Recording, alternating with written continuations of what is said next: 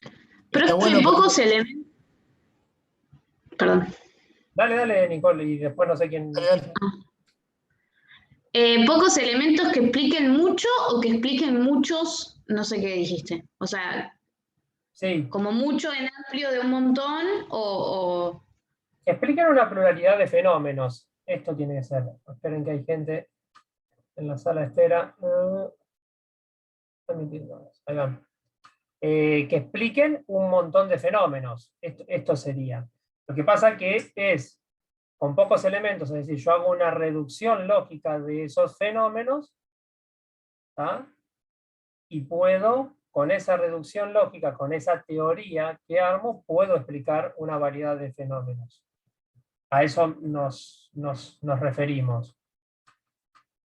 Por ejemplo, no estoy viendo, ahí entró más gente, bueno, ahí va. Por ejemplo,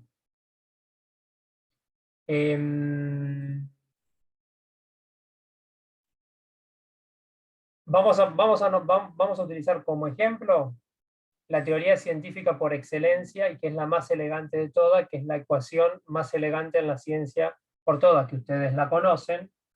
O si les pregunto cuál es, tal vez no me sepan decir, pero si se las muestro, me van a decir, ah, sí, la conocemos. Esto implica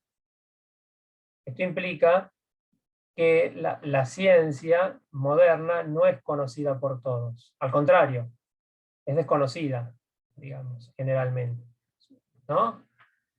Esa fórmula es esta.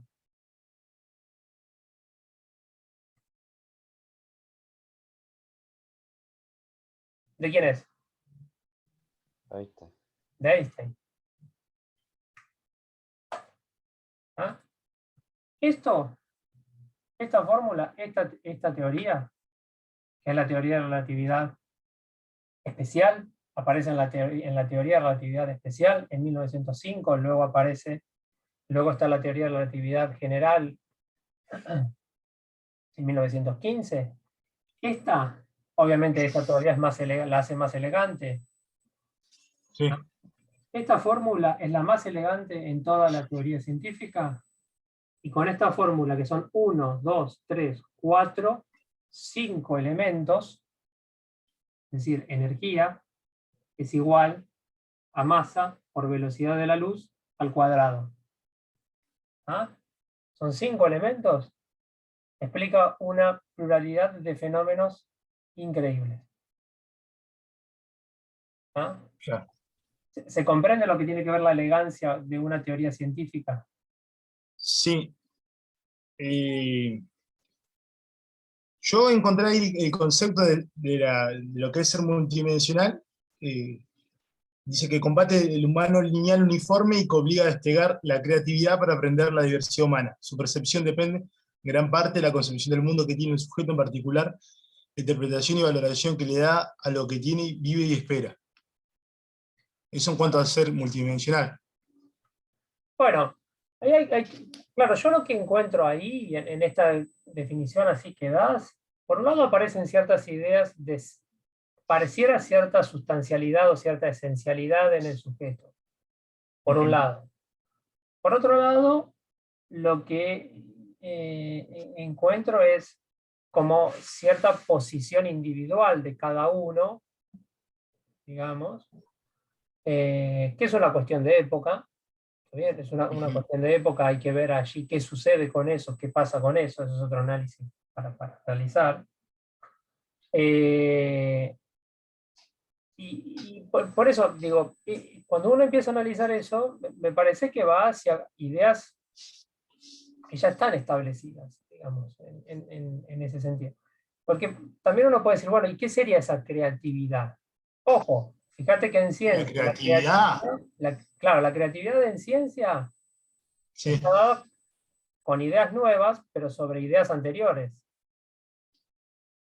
Sí, yo creo que la creatividad es innovarse, digamos, ¿no? Tratar de Pero sobre, traer cosas nuevas para una práctica corporal, que puede ser, no sé, el juego, el teatro, no sé, la gimnasia artística.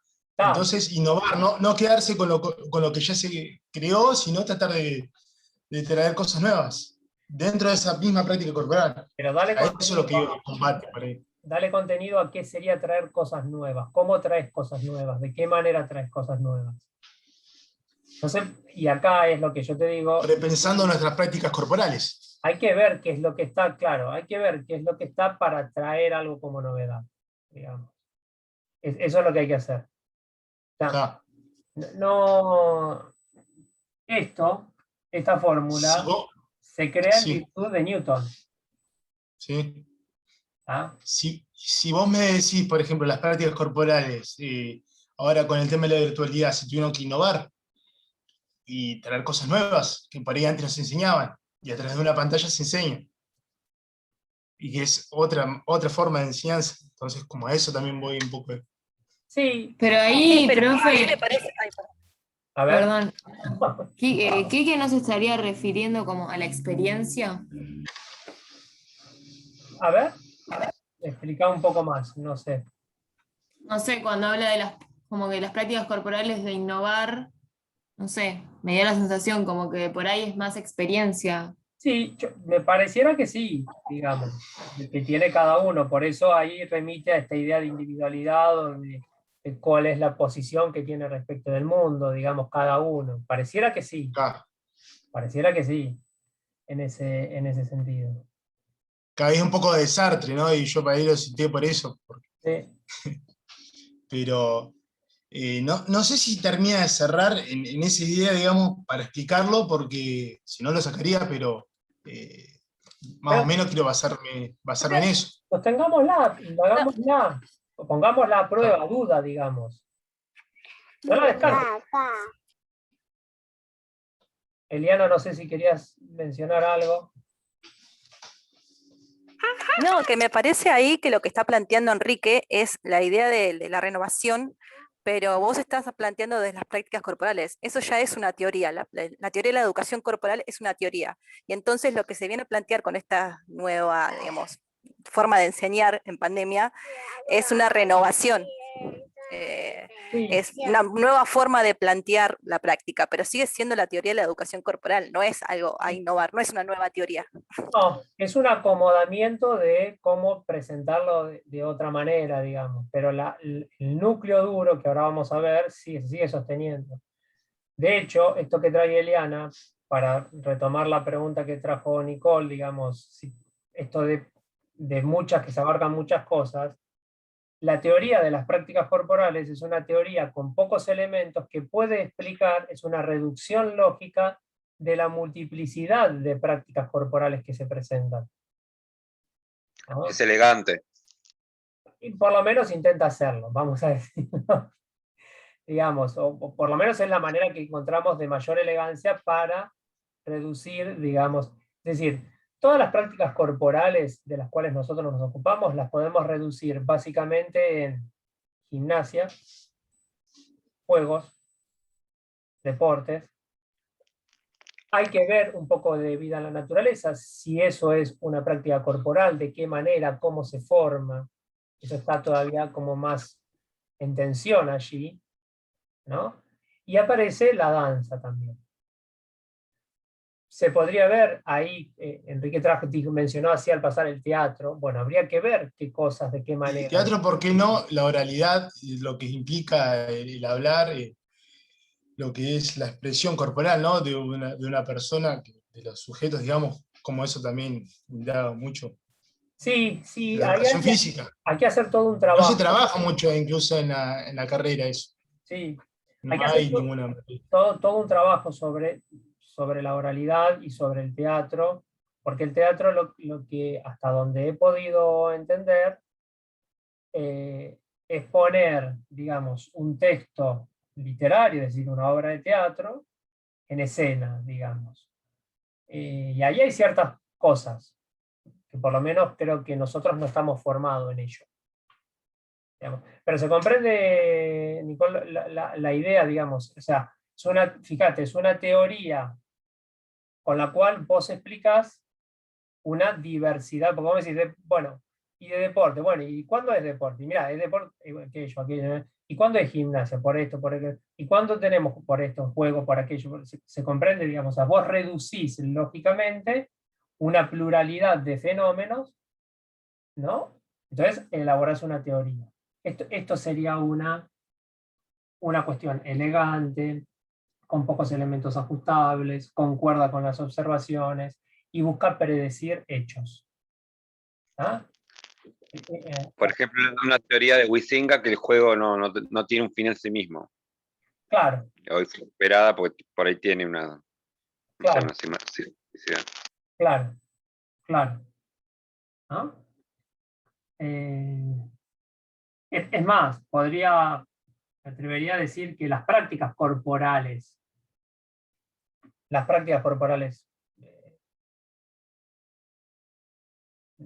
no, digamos, están para las prácticas corporales, ¿se comprende? O sea, las prácticas corporales estarían para las prácticas corporales, no van más allá. Después, que hagan otras cosas, bueno, con las prácticas corporales sí, analicemos y veamos qué tenemos para decir allí, digamos. Pero sí, que se hacen otras cosas después con las prácticas corporales, está claro. Por ejemplo, ya que dijeron el juego, muchas veces el juego se lo utiliza como un medio para que, en psicología lo utilizan, ¿no? Hay ciertas corrientes psicológicas que lo utilizan el juego como un medio para, y ellos dirán esas teorías. Sí, o como iniciación deportiva, ¿no? Se suele usar. Bueno, claro, dentro de nosotros sucede eso, ¿no? Y aparece el juego como iniciación deportiva, entonces el juego ahí aparece como un medio para luego el deporte. Lo importante no es el juego, es el deporte que viene a posteriori. Entonces, hasta acá estas ideas de ciencia. Quisiera avanzar ahora, déjenme avanzar un cachitito con lo que sería un programa de investigación científica. Con lo que sería lo que se denomina un segundito, lo que se denomina un PIC.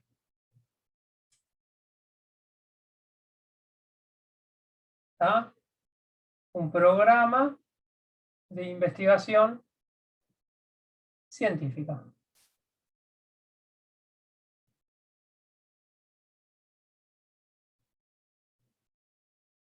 Profe, Sí. volviendo antes porque ahí en una parte yo escribí, digamos, el juego tiene su esencia, su forma, sus conceptos, lo mismo que para el deporte, la danza y la naturaleza. Entonces, si yo expliqué que el juego es un medio para luego enseñar fútbol, como una entrada en calor, ¿no? Un juego es otra práctica cultural, otra práctica cultural, a la cual termina siendo un medio para luego jugar a la pelota, ¿no? Para hacer la típica entrada en calor. Me lo corregí como que estaba, como que desde educación corporal no era así, me puso. No, claro, porque ahí estás utilizando al juego como un medio. Es lo que estoy diciendo, digo, en la educación corporal, cada práctica corporal tiene un fin en sí misma. No es que una práctica corporal es un medio para otra práctica corporal. Esto es lo que estamos diciendo desde la educación corporal. Que luego, digamos, uno pueda combinar cosas, bueno, ahí habrá que ver cómo las combinás. Pero dicho así, es utilizarlo al juego como un medio para otra práctica corporal, digamos. Claro. Se comprende, ¿no? O sea, ¿cuál es la finalidad del juego en una práctica corporal? Jugarlo. ¿Cuál es la finalidad del deporte en una práctica corporal? Hacer el deporte. ¿Cuál es la finalidad de una gimnasia en la educación corporal? Hacer gimnasia. Se sigue la idea. O que después distintas disciplinas o distintas circunstancias hagan de esas prácticas un medio, bueno, puede pasar. Pasa, de hecho, pasa. Pasa. Digamos. En la educación física un medio, por eso yo decía, un medio que utilice otra práctica corporal para enseñar fútbol, por eso lo explicité. Que utilizan el juego para un medio para enseñar luego fútbol. Si bien es juego, en ese momento es juego, obviamente. Bueno, pero después sirve como medio. Bueno, en el marco de la educación corporal ahí hay una crítica hacia ello. Esto es lo que estoy prestando la atención, digamos. ¿Y algún texto de referencia para ver esa Y hay uno que armamos con Ricardo, se llama Juego y Realidad, que podemos pasar ese texto en todo caso. Te pasamos eso, ahí es estudiar el juego como estructura, digamos. Pero me parece que ahí tenés una cuestión. Para Y hay varios videos en el mismo canal de Agustín ese, fíjate que hay varias discusiones también con el profe Medina. Sí, tenés razón ahí. Bueno. Sí. Bueno, avanza un cachito en esto. Y charlamos esto, digamos. Ahí está, una persona que ingresó. Hay una característica de los programas de investigación. Esto aparece en la ciencia, digo, es que hay descubrimientos que son azarosos.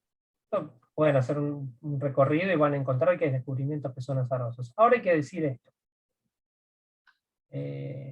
Esos descubrimientos que son azarosos son posibles, digamos, realizarlos porque hay siempre una teoría sobre la cual se está trabajando. Hay una teoría que está detrás trabajando sobre ello y en un momento apareció, como apareció la constante de Planck, como apareció el fondo cósmico de microondas, como apareció la fisión,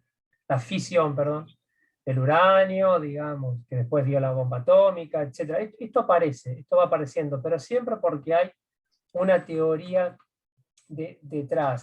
Es decir, los grandes logros en ciencia, si ustedes hacen un recorrido histórico sobre ello, no son aislados, no son hipótesis aisladas, así, sino que siempre hay una teoría detrás, es decir, siempre se remiten de un modo u otro a un programa de investigación científica y que orientan esa investigación, ya sea en virtud para oponerse muchas veces a otras teorías o en base con otras teorías. Esto es una característica de los programas de investigación científica. Y hay otra cosa.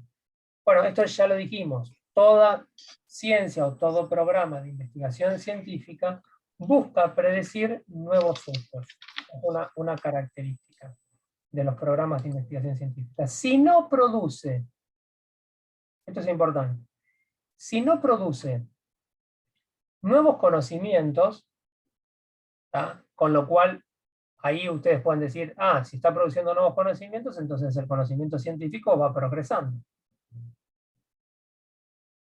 Esta es una idea. Digamos. Ahora, si no produce nuevos conocimientos y lo que busca es explicar siempre viejas teorías o acomodar esas viejas teorías a preceptos de la época, ese programa de investigación científica lo que hace en vez de ser progresivo es degenerativo. Degenera el conocimiento, se estancó. Mi pregunta muchas veces es, ¿cuáles son los nuevos conocimientos y las nuevas predicciones que la educación física hace? O si la educación física no se pasa acomodando ideas viejas a preceptos de la época. Lo dejamos para ir pensando en ese sentido. Ahora bien, ¿qué tiene? ¿Cuáles son las características? ¿Cómo podemos identificar un programa de investigación científico? Tiene que tener ciertas cosas. Primera característica.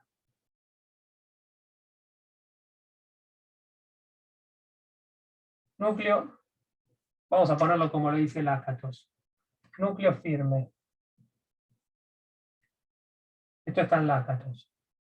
Les recomiendo que lean los autores, porque ahí siempre hay más de lo que se dice aquí. Segunda característica.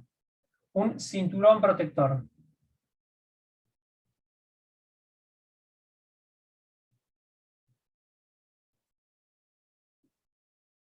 Tercera característica.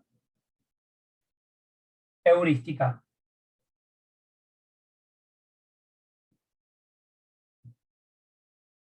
Negativa. Ahora vamos a explicar todo esto. Y positiva.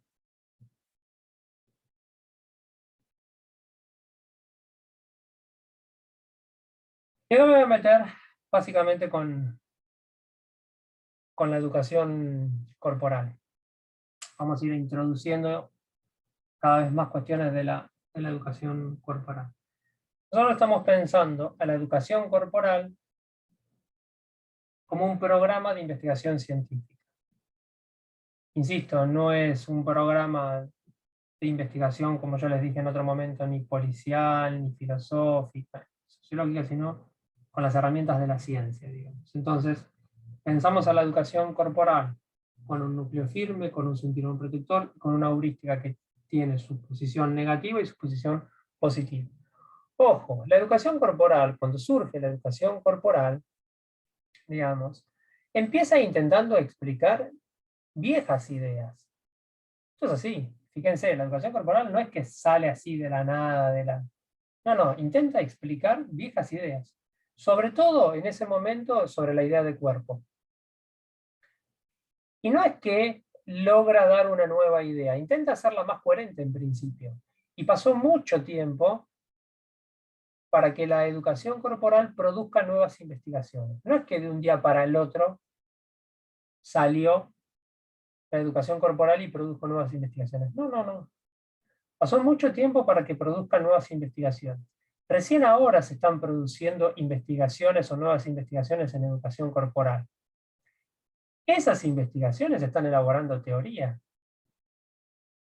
¿Qué le falta a esas teorías en muchos casos? El experimento.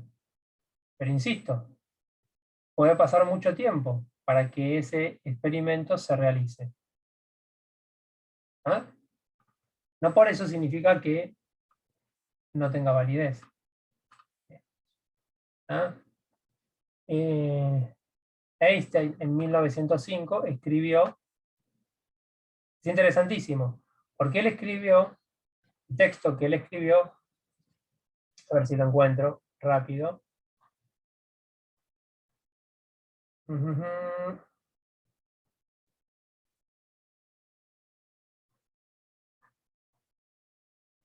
Esperen, 2 segunditos.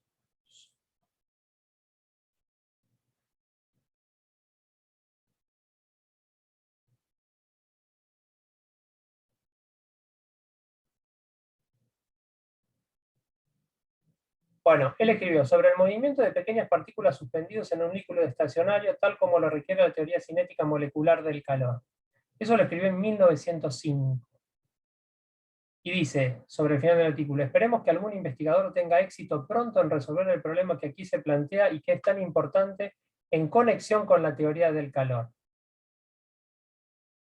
Fue Jean-Baptiste Perrin el investigador que llevó adelante ese experimento con la precisión necesaria de la época y demostró en 1926 recibe el premio Nobel, en 1923 demostró esta teoría que existían las moléculas. Y el premio Nobel lo recibe Perrin en 1926. Otro día veremos cuándo recibe el premio Nobel Einstein y qué palabra utiliza para recibir el premio Nobel. Entonces, tenemos aquí núcleo firme, cinturón protector, heurística negativa y positiva. ¿Ah? ¿Cuál es el núcleo firme que nosotros estamos presentando en la educación corporal? A ver si se los puedo...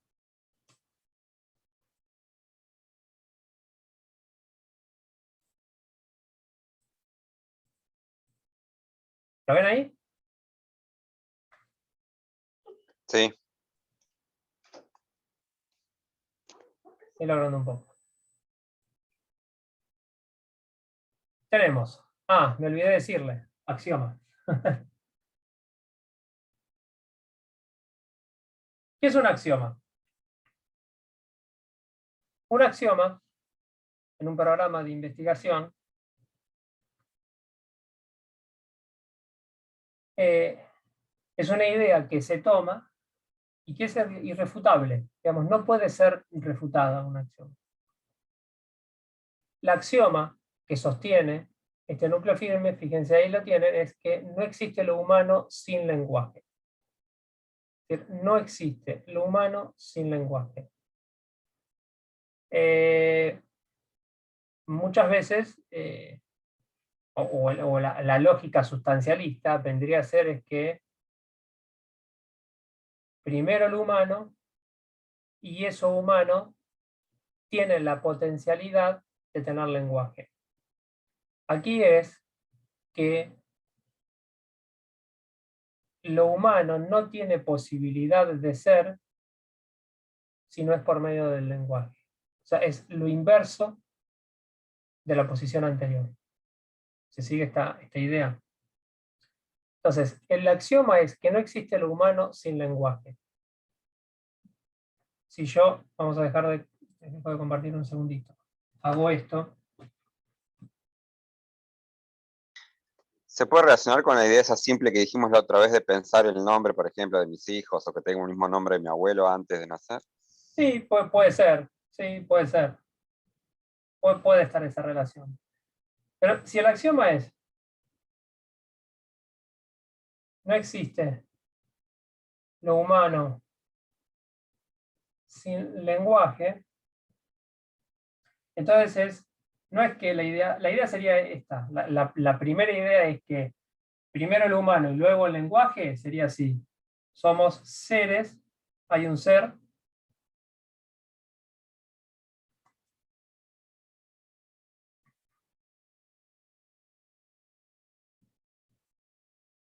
ser hablante. ¿Ven? Primero el humano y después el lenguaje. Esta es la posición tradicional. ¿Ah? La que se sostiene aquí es que hablan seres. O vamos a decirlo así, hablan ser. Este axioma viene aquí. Porque hablan, soy o son. Fíjense que la palabra es una. No es dos palabras. Esto está, o esto implica, vamos a decirlo así, implica este símbolo, espacio, por un lado, tiempo. El espacio es absoluto y el tiempo todo lo ocupa. No, perdón, al revés. Estoy diciendo al revés. El espacio todo lo ocupa.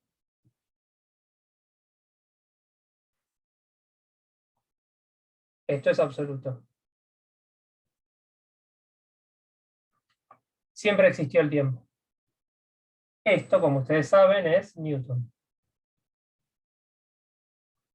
Ahora, acá estoy planteando otra cosa. Hablan ser. Esto es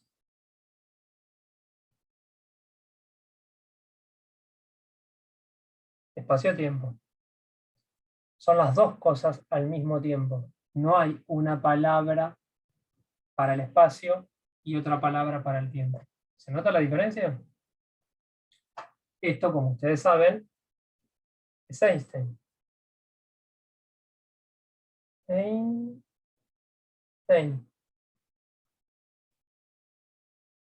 ¿Ah? ¿Ven que es lo contrario entre una cosa y otra?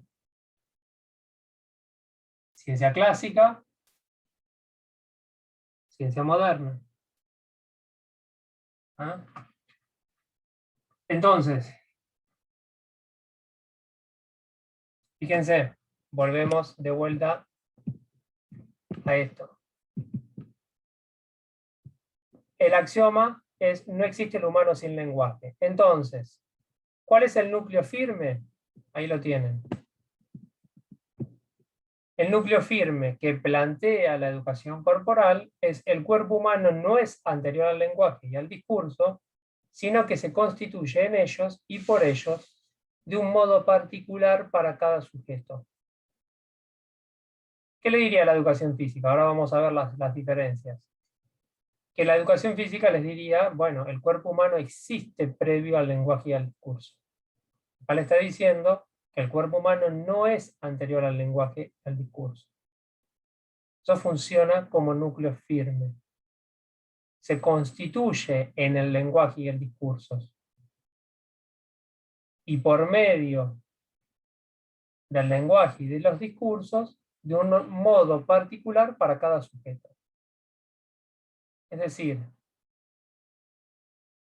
la gimnasia, el discurso de la gimnasia, arma un determinado cuerpo, presenta una determinada idea de cuerpo, y no es el mismo cuerpo que presenta el discurso de la gimnasia de hoy en día que el que presenta el discurso de la gimnasia sueca, danesa. Son distintos cuerpos. Ahora bien, de forma particular, se constituye o lo constituye a cada sujeto. Hay un discurso general y ahí hay una particularidad luego de cada sujeto. Es decir, una articulación de cada uno a ese discurso general. ¿Se sigue hasta aquí?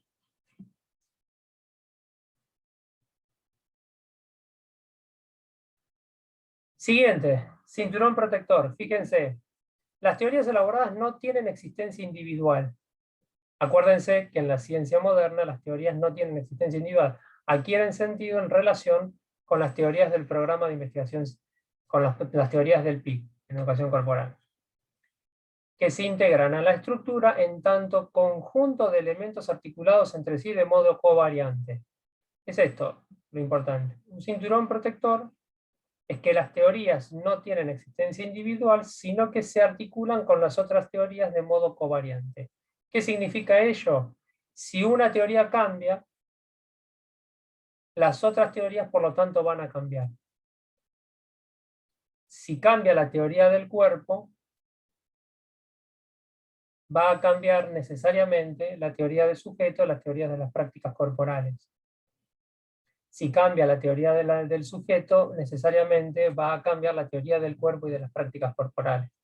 Y así sucesivamente. Si cambia la de las prácticas corporales, va a cambiar la del sujeto y la del cuerpo.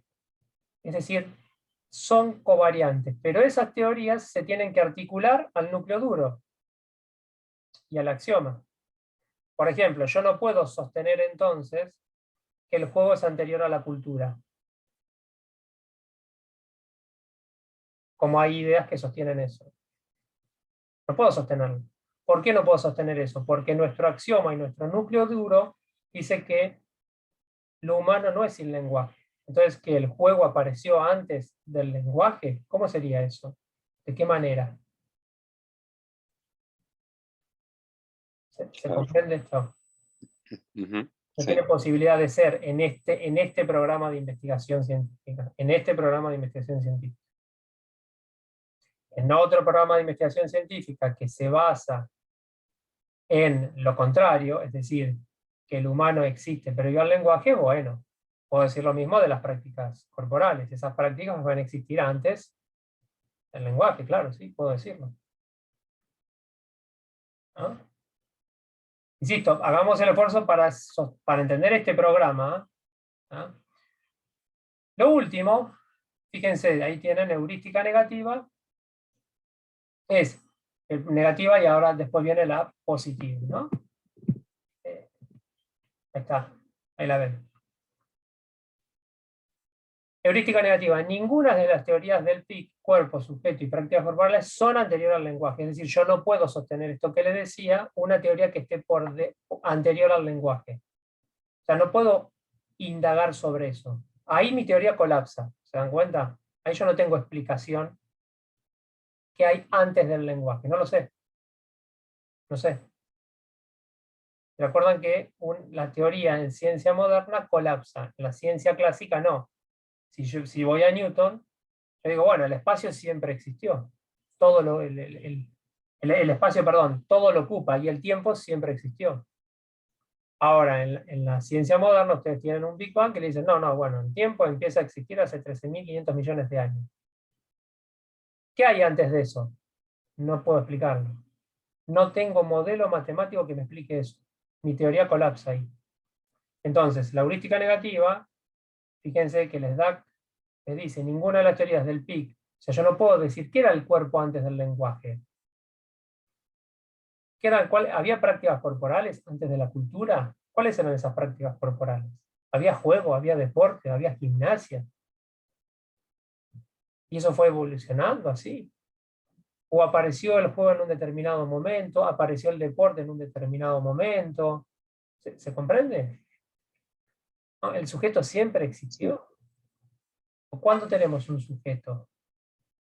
Esto es la heurística negativa. Como no tenemos algo que esté antes del lenguaje, ahí nuestra teoría va a colapsar. O sea, no podemos seguir indagando sobre ello, no buscamos investigaciones sobre ello. En otros modelos sí. En otros programas de investigación científica sí. Y por último, se nos va a cortar, tenemos la heurística positiva. La heurística positiva es justamente todas aquellas investigaciones que vamos a realizar o que buscamos realizar o que buscan predecir en virtud de nuestro núcleo firme. Es decir, todas aquellas teorías, ¿no?, que se articulan a nuestro núcleo firme, o sea, al discurso, como ustedes ven, al lenguaje y al discurso. Y allí investigamos.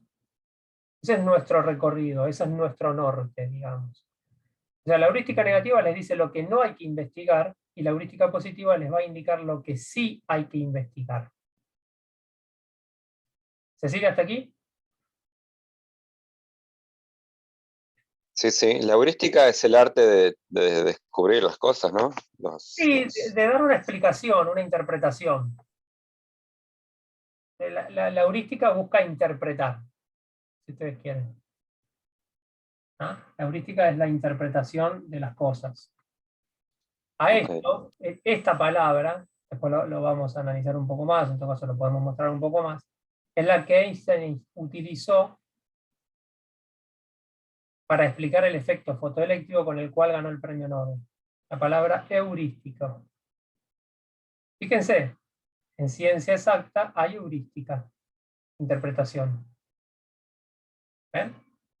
Cuando nos vendieron a nosotros que en ciencia exacta no hay interpretación. ¿Ah? No hay heurística. Es decir, accedemos a los hechos tal cual son. Falso. Eso no sucede. Eso es lo que pretendería el positivismo. Y lo que nos dijeron respecto de las ciencias exactas. Vamos a un